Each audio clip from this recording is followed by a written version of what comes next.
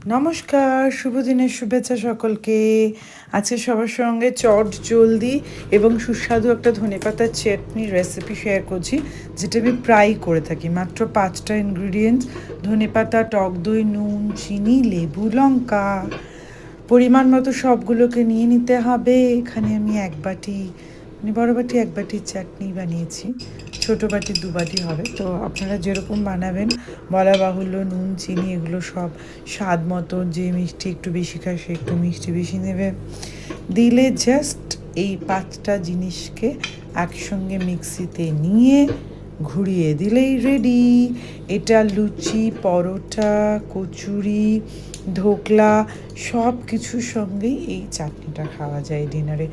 আমরা তো আজকে ধোকলার সঙ্গে খেয়েছিলাম। পরিমাণ মতো সব কিছু দিলেই এটা একটা সুপার টেস্টি। আর একটু এদিক ওদিক হলেও কোনো ব্যাপার না, চাটনিটা ততটাই টেস্ট লাগে।